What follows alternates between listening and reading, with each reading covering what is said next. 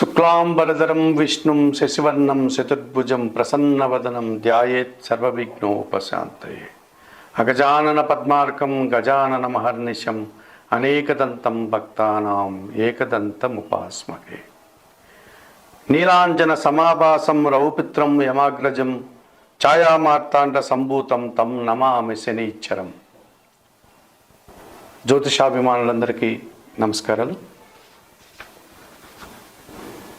2025 మార్చి నెల 29వ తారీఖు శనివారం రోజు అమావాస్య. ఆ రోజు రాత్రి 9:30 పూర్వాభాద్ర నక్షత్రం 4వ పాదం ద్వారా శని భగవానుడు కుంభరాశి నుండి మీనరాశిలోనికి ప్రవేశిస్తున్నాడు.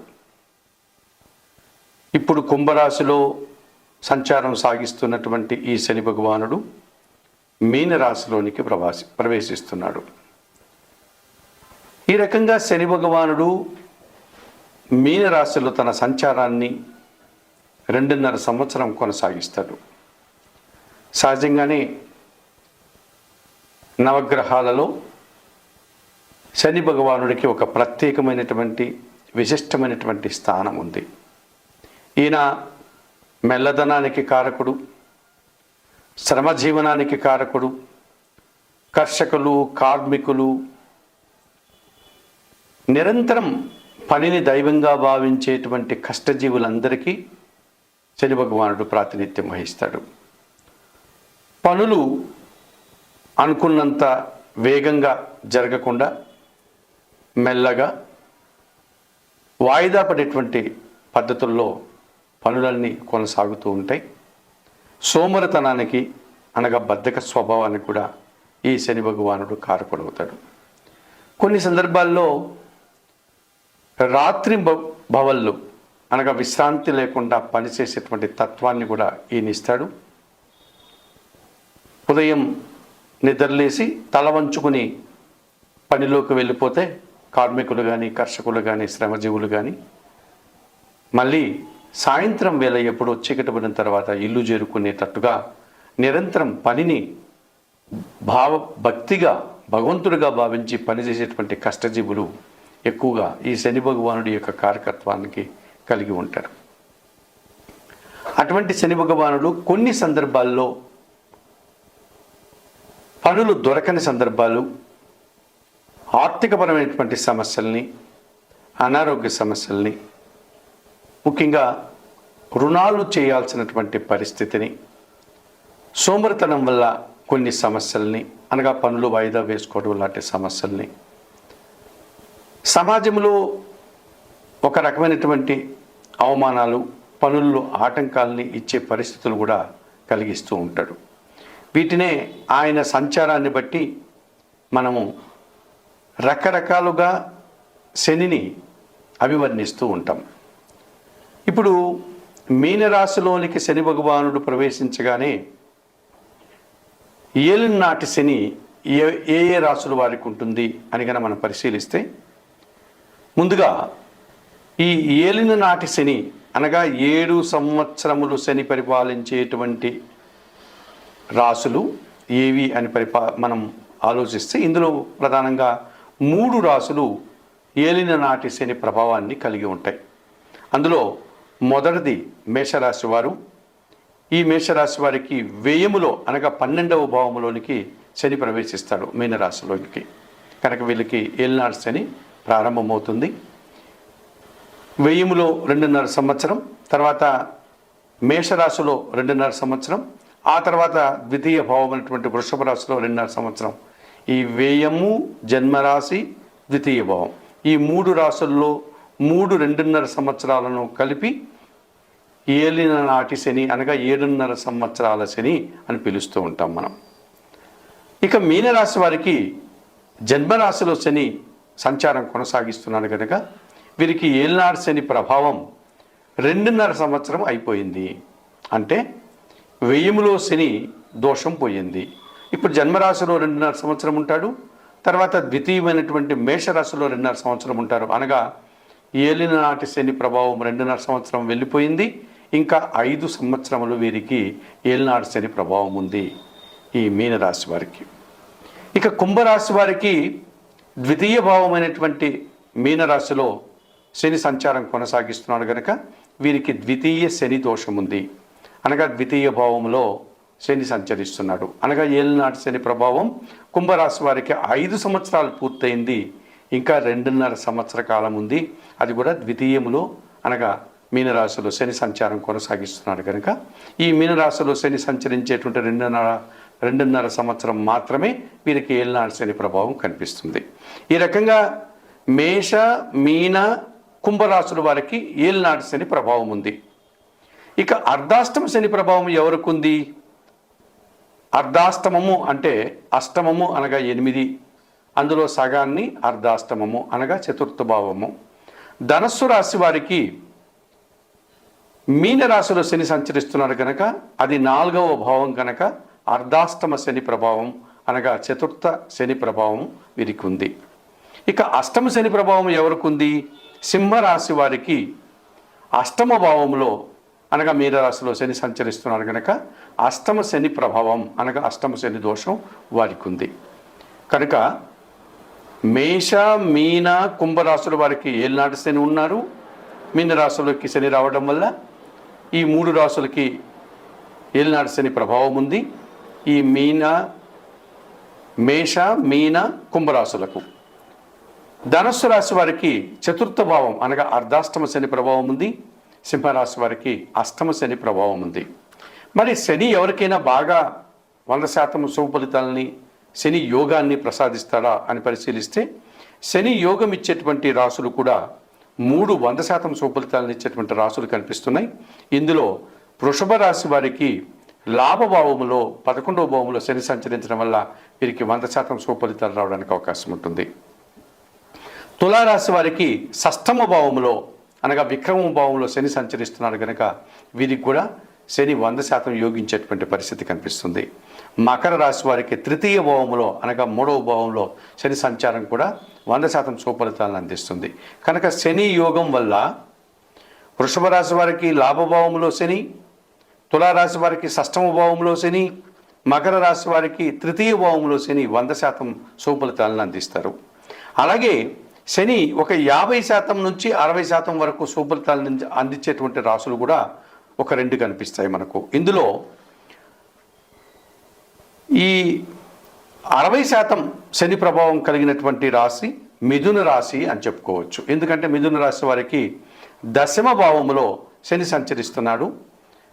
ఈ రకంగా అష్టమ భాగ్యాధిపతి అయినటువంటి శని భగవానుడు 10వ భావంలో రావడం వల్ల వీరికి పని పెరుగుతుంది. ఆ పనికి తగినటువంటి ఫలితము, ఆ కష్టానికి తగినటువంటి రాబడి లాభము అందుకోగలుగుతారు. కనుక 60% శని ప్రభావం మిథున రాశి వారికి ఉంటుంది. ఇక శని ఒక 30-40% మాత్రమే యోగిస్తూ ఎక్కువ ఇబ్బందులు కలిగించేటువంటి రాశులు ఏవైనా ఉన్నాయా అని పరిశీలిస్తే కర్కాటక రాశి వారికి భాగ్యభావంలో శని సంచరిస్తున్నాడు. ఇది వారికి 30-40% శుభ ఫలితాలు ఇస్తుంది. మిగతా వారికి ప్రతికూల ఫలితాలు ఇచ్చేటువంటి వాతావరణం కనిపిస్తుంది. అలాగే కన్యా రాశి వారికి సప్తమ శని ప్రభావం ఉంది. ఆ రకంగా వీరికి కూడా ఒక 30-40% శుభ ఫలితాలు రావడానికి అవకాశం ఉంది. మరి వృశ్చిక రాశి వారికి పంచమ శని ప్రభావం ఉంది. వీరికి కూడా 30-40% శని ప్రభావం రావడానికి అవకాశం కనిపిస్తుంది. ఇప్పుడు ఈ శని భగవానుడు 2025 మార్చి 29వ తారీఖు శనివారం అమావాస్య రోజున మీనరాశిలోనికి రావడం వల్ల ఈ 12 రాశుల వారికి శని ప్రభావం వల్ల ఎటువంటి సుఫలితాలు ఉంటాయి అన్న విషయాన్ని మనము తెలుసుకోబోతున్నాం. కన్యా రాశి వారికి మీనరాశిలోనికి శని ప్రవేశించడం వల్ల శని ప్రభావం ఎలా ఉంటుంది? 2025 మార్చి 29వ తారీఖు శనివారం అమావాస్య రోజున కుంభరాశిలోని శని భగవానుడు మీనరాశిలోనికి ప్రవేశిస్తున్నాడు. ఈ మీనరాశిలోనికి శని ప్రవేశించడం వల్ల కన్యా రాశి వారికి పంచమ షష్టమాధిపతి అయినటువంటి శని భగవానుడు 7వ భావంలో ఆయన సంచారాన్ని కొనసాగించడం వల్ల వీరికి 30-40% శుభ ఫలితాలు రావడానికి అవకాశం ఉంది. 70-60% వీరికి కాస్త ప్రతికూల ఫలితాలు రావడానికి అవకాశం కనిపిస్తుంది. ముఖ్యంగా ఈ కన్యా రాశి వారికి పంచమాధిపతి అయినటువంటి శని భగవానుడు 7వ భావంలోనికి ప్రవేశించడం వల్ల కొన్ని పనులు వాయిదా పడతాయి.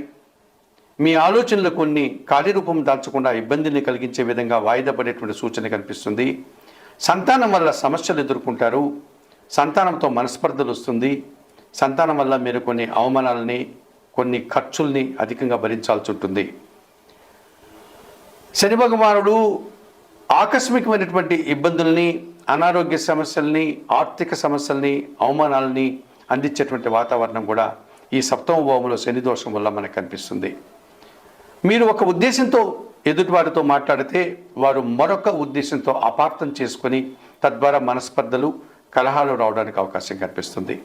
ప్రభుత్వానికి సంబంధించినటువంటి కొన్ని విషయాల్లో మీరు కట్టాల్సినటువంటి శిస్తులు కానీ, పన్నులు కానీ కట్టకపోవడం, లేకపోతే కట్టాల్సిన సందర్భాలు మీరు మర్చిపోవడం, తద్వారా మీరు అపరాధ రుసుంతో దానికి అనగా పెనాల్టీ వేసి కట్టాల్సిన పరిస్థితి కూడా మీకు ఏర్పడుతుంది. ఈ రకంగా సప్తమ భావంలో శని దోషం వల్ల ముఖ్యంగా వ్యాపార భాగస్వాములకి, జీవిత భాగస్వామితో పాటు జనాలతో కూడా, మీరు ఎదుటివారితో కూడా, మీతో సహా పనిచేసేటువంటి ఉద్యోగులతో కూడా సమస్యలు ఎదుర్కొని ఇబ్బందులు కొని తెచ్చుకునే వారు అవుతారు. కొన్ని సందర్భాల్లో జన సహకారం బాగా ఉంటుంది, జీవిత భాగస్వామి సహకారం బాగుంటుంది, ఆకస్మికమైనటువంటి లాభాలను కూడా అందుకోగలుగుతారు. ఈ రకంగా వ్యవసాయ రంగంలో కూడా అనుకోకుండా మీరు అకస్మాత్తుగా కొంత లాభాన్ని కూడా పొందగలుగుతారు. రాదు అనుకున్నటువంటి సొమ్ము కూడా చేతికి అందేటువంటి సందర్భాలు మీకు కనిపిస్తాయి. ఈ రకంగా ఈ కన్యారాశి వారికి ఒక 30 నుంచి 40% సుఫలితాలు కనిపిస్తున్నాయి. మీద 60 నుంచి 70% వరకు కూడా వీరికి ప్రతికూల ఫలితాలు, ఆటంకాలు రావడానికి ఎక్కువ కన్యారాశి వారికి ఈ 7వ భావంలో శని సంచారం వల్ల ఈ 2.5 సంవత్సరం మీరు శని దోషాన్ని మీరు ప్రతికూలంగా ఎక్కువ ఫలితాలని, అనుకూలంగా తక్కువ ఫలితాలని పొందేటువంటి వాతావరణం కనిపిస్తుంది. ఈ మీనరాశిలో శని ప్రభావం వల్ల ఎటువంటి పరిహారాలు నిర్వర్తించుకోవడం వల్ల ఈ శని ప్రభావం నుంచి బయటపడి మీరు సంతోషంగా ముందుకు వెళ్తారు అన్న విషయాన్ని ఇప్పుడు మీకు తెలియజేస్తూ, ముఖ్యంగా ఏళ్నాటి శని ప్రభావం ఉన్నటువంటి మేషరాశి వారు కానీ, కుంభరాశి వారు కానీ, అర్ధాష్టమ శని ఉన్నటువంటి వారు కానీ, అష్టమ శని దోషం ఉన్నటువంటి వారు కానీ, అనగా మేష, మీన, కుంభ రాశుల వారు, ధనస్సు, సింహరాశుల వారు, అలాగే శని యోగించినటువంటి కర్కాటక, కన్యా, వృశ్చిక రాశుల వారు, వీరందరూ కూడా తప్పనిసరిగా శనీశ్వరుని యొక్క ఆలయానికి వెళ్ళండి.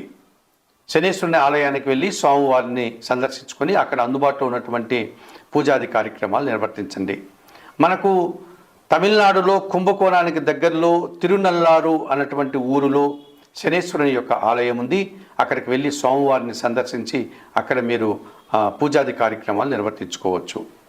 అలాగే మహారాష్ట్రలో సిద్ధి సాయినాథుని ఆలయానికి సమీపంలో శని సింగనాపురం అనేటువంటి మరొక శనీశ్వర ఆలయం ఉంది. అక్కడికి వెళ్ళి మీరు శనీశ్వర స్వామిని సందర్శించి అక్కడ అందుబాటులో ఉండే పూజాది కార్యక్రమాలు నిర్వర్తించుకోవచ్చు. ఆంధ్ర రాష్ట్రంలో మందవల్లి అనేటువంటి ప్రాంతంలో శనీశ్వర యొక్క ఆలయం ఉంది. అక్కడికి వెళ్ళి అందుబాటులో ఉండే పూజాది కార్యక్రమాలు నిర్వర్తించుకోవచ్చు. ఇంకా అక్కడక్కడ చెదురుమదురుగా శనీశ్వర ఆలయాలు ఉన్నాయి. వాటిని సందర్శించి మీరు శనీశ్వరునికి పూజలు నిర్వర్తించుకోవచ్చు, అభిషేకాది కార్యక్రమాలు నిర్వర్తించుకోవచ్చు. ఒకవేళ అంతటి దూరం వెళ్ళలేని వారు, శనీశ్వర స్వామిని దర్శనం చేసుకోలేని వారు శనివారం రోజున ఆంజనేయ స్వామి ఆలయానికి కానీ, లేకపోతే పరమశివుని ఆలయానికి కానీ వెళ్ళి పూజాది కార్యక్రమాలు నిర్వర్తించండి. వయోవృద్ధులకు మీ చేతనైనంత వరకు సహాయం చేయండి. ఆహార పానీయాలు అందించండి. గోవులకు సేవ చేయండి. 1 కేజీ నల్లద్రాక్ష కానీ, నేరేడు పళ్ళు కానీ వయోవృద్ధులకు, పేదలకు దానం చేయండి. వస్త్రపానీయాలు అందించండి. శనీశ్వరునికి సంబంధించినటువంటి స్తోత్రాలను, ఈశ్వరునికి సంబంధించిన స్తోత్రాలను, సుందరకాండ పారాయణం లాంటివి చేయడం వల్ల కూడా మీరు మరింతగా ప్రశాంతంగా ఉండడానికి అవకాశం ఉంటుంది. శని భగవాని యొక్క ఐక్యతను పొందాలి అనుకున్నటువంటి వారు గాదిత్య కౌశిక చైవ పిప్పలాదో మహాముని కోనస్థ పింగళో బభ్రుహు కృష్ణ రౌద్రాంతకో యమః సౌర్హి శనీచ్ఛరో మందః పిప్పలాదేన సంస్థుతః ఏతాని దశనామాని ప్రాతరుత్తాయ యః పఠేత్ శనీచ్ఛర కృతాపీడా న కదాచిత్ భవిష్యతి.